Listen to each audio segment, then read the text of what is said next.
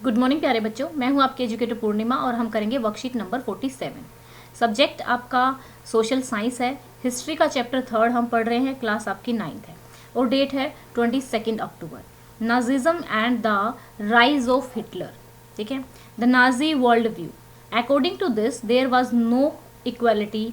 जो Nazi world था, ठीक है, तो उसके अकॉर्डिंग कोई इक्वलिटी नहीं थी लोगों में। वो लोग ये मानते थे जो ब्लॉन्ड है, ब्लू आई है, उनकी जो नॉर्डिक जर्मन्स आर्यंस हैं, ठीक है, वही टॉप हैं और वही सुपीरियर हैं इररिस्पेक्टिव ऑफ ज्यूज। ठीक है, जूज जो हैं वो लोएस्ट रंग हैं और वो ये मानते थे कि अपनी जो रेस है उसकी प्योरिटी को और ज़्यादा स्ट्रॉन्ग करना है, उसकी प्योरिटी को मेंटेन करके रखना है।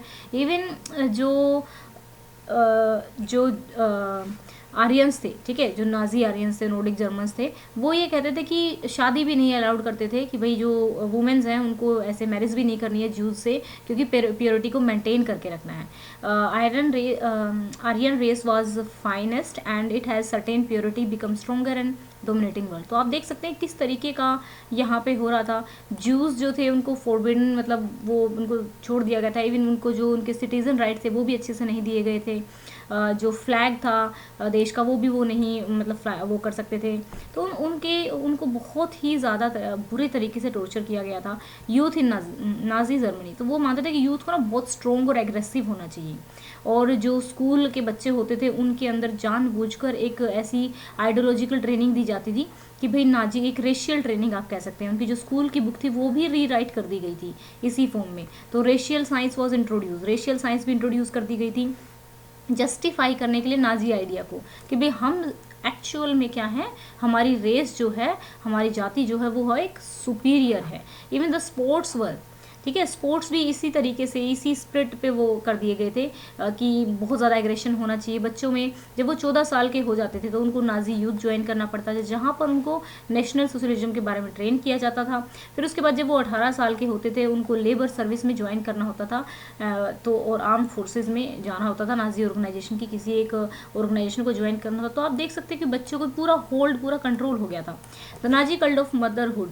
अब नाजी कल्ट ऑफ मदरहुड क्या है? According to Nazis ideology women were radically different. जो नाजी आइडियोलॉजी के अकॉर्डिंग जो वुमेन्स हैं वो रेडिकली डिफरेंट है, यानी कि वैसे तो वो कहते हैं कि जो मदर है वो मोस्ट इंपॉर्टेंट सिटीजन है, लेकिन सारी मदर्स नहीं।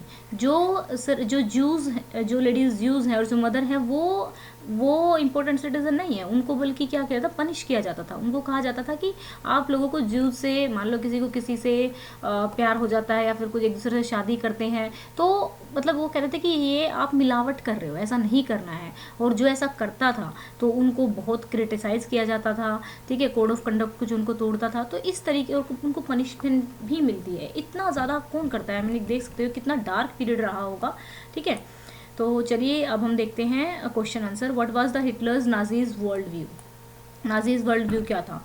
नाजी, तो ये हमने कर लिया। Which step were taken by Hitler to transfer Nazi ideology in the next generation? उन्होंने जो बुक्स थी उनको रीराइट कर दिया था। जो साइंस थी उसको भी मतलब साइंस को भी यूज़ किया गया कि हम सुपीरियर रेस के हैं, ठीक है, इस चीज़ को प्रूव करने के लिए, इस आइडियोलॉजी को बच्चों में डालने के लिए। फिर according to the Hitler what were the responsibility of a women? Women की रिस्पॉन्सिबिलिटी क्या है भाई? वो जो रेस की जो प्योरिटी है ना वो मेंटेन करके रखे। और यहाँ पे देखो, गर्ल्स वर टोल्ड दैट, यहाँ पे that they had to become a good mothers and rear pure blooded Aryan children, ठीक है।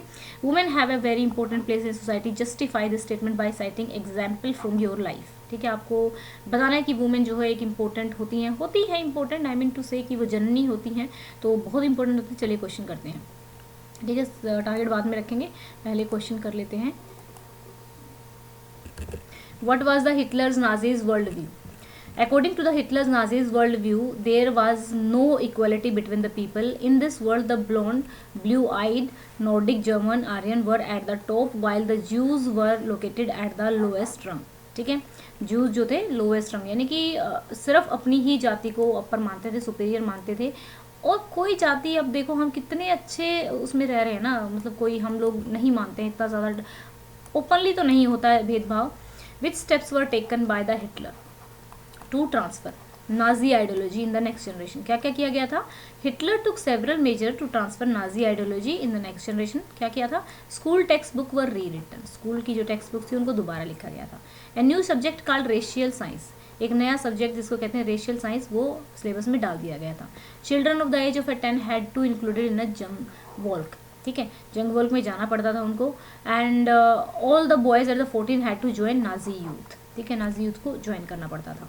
अब आप करेंगे question number 3, according to Hitler what were the responsibility of women. According to the Hitler women had the following responsibilities, maintaining the purity of the race, distance themselves from Jews, look after home, to teach their children Nazis value, ठीक है, to teach children Nazis value. Okay, तो ये था कि भाई अपने जो भी नाजीज की वैल्यू है वो टीच की जाए। वहाँ पे बच्चों में बचपन से ये चीज़ भर दी जाती थी। तो बच्चा तो एक तरह से छोटे से पौधे की तरह होता है, जैसे उसको सींचा जाएगा वो वैसे ही बड़ा होगा। How schools can contribute in making a good society. देखिए, अकॉर्डिंग टू मी सोसाइटी को बनाने में जो स्कूल होते हैं उनका बहुत बड़ा योगदान होता है, आप लोगों को पता है। School contributes important role in making a good society. Children are pillar of our society, ठीक है, चिल्ड्रन जो है हमारी सोसाइटी के क्या पिलर्स हैं। क्योंकि मैं आपको हमेशा ये कहती हूँ, क्यों मैं आप लोगों पे ज़्यादा जोर देती हूँ कि पढ़ो, क्योंकि आप देश का भविष्य हो, और किसी भी देश का भविष्य जो होता है वो बच्चे ही होते हैं। They can be moulded in any form through the education, good and idealistic idea can be formed in them, ठीक है, imbibe in them, good rights can be developed by teaching the ideas of a great man, ठीक है, जो भी good ritual होते हैं, good तो यहाँ पर देखो गुड वैल्यू कर लोगे, good values can be developed by teaching the ideas of a great man to the children in a school. Okay students, तो अभी चलते हैं नेक्स्ट पे।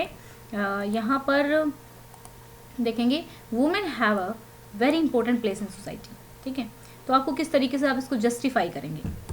तो बच्चा देखो, आपको जस्टिफाई करना है स्टेटमेंट को, किस तरीके से जस्टिफाई करोगे। एग्जाम्पल भी ले सकते हो, आप अपनी लाइफ में से एग्जाम्पल ले सकते हो, या अपनी मदर का एग्जाम्पल ले सकते हो कि किस तरीके से एक माँ जो होती है वो हम सबके सपने पूरा करने में सारा दिन काम करती रहती है, लेकिन किसके, हम लोग अपने सपनों में पूरा करने में लगे रहते हैं। कितना बड़ा बलिदान देते हैं वो लोग। The place of a woman in the society is very important. She plays important role in society. She raised children. She has a power to change society by imbibing का मतलब होता है डालना good values in children, ठीक है। She is considered as a Lakshmi goddess, यानी कि जो लक्ष्मी देवी के रूप में माना जाता है, उनकी जो नारी है उसको पूजनीय माना जाता है। In ancient text every women is first teacher of a child. हर जो वुमेन होती है वो फर्स्ट टीचर होती है, फर्स्ट टीचर होती है अपने बच्चे की। If teacher is good then student will definitely learn good values, ठीक है। तो अगर टीचर ही अच्छा होगा तो जो स्टूडेंट है वो अच्छी ही वैल्यूज़ को सीखेगा, और वो भी वो स्टूडेंट जो अभी अभी इस दुनिया में आया है। तो एक मदर का बहुत बड़ा रोल होता है, या फिर आप कह सकते हैं, क्योंकि मदर, हर वुमेन एक न एक दिन मदर बनती है, ठीक है। तो women have a very important place in society definitely. हर आप लोग भी जानते हो कि आपकी मदर का रोल बहुत ज़्यादा होता है। जब हम छोटे होते हैं तब तक तो बहुत ही एक्सट्रीम लेवल पर उनका वर्क होता है, वो घर का काम भी करती है, हमें पालती भी है, सब कुछ करती है। तो आप और भी इसमें लिख सकते हैं, ठीक है। आप लेकिन यहाँ पे आपको क्या करना है, आंसर को अपने थोड़ा सा जो भी आपकी डेली लाइफ के एग्जाम्पल्स है वो उठाकर आप इसमें लिख सकते हैं। ओके स्टूडेंट्स, तो ये हमारी थी आज की वर्कशीट। अगर कोई प्रॉब्लम है तो आप कमेंट करके पूछ सकते हैं। तो चलिए अब रख लेते हैं टारगेट। तो आज की वीडियो के जो टारगेट है, पिछली वीडियो का काफ़ी जो टारगेट था आप लोग 1600 कंप्लीट कर चुके हैं, तो इस वीडियो का हम रख देते हैं 1500 का टारगेट रख लेते हैं। एंड एक बड़ा टारगेट जो हमें अचीव करना है, 100K का टारगेट हमें अचीव करना है, और हमारे पास है 9 दिन। देखते हैं हम अक्टूबर एंड तक 100K अचीव कर पाते हैं कि नहीं। बट ये जो टारगेट है ये सिर्फ आप लोगों की मदद से ही अचीव हो सकता है, ठीक है। तो आप लोगों को वीडियो को शेयर करना है, चैनल को सब्सक्राइब करना है। Thank you, have a nice day and congratulations. हम 75K से अबव हो गए हैं, तो यानी कि we are approaching towards 100K। Thank you, have a nice day, may God bless you.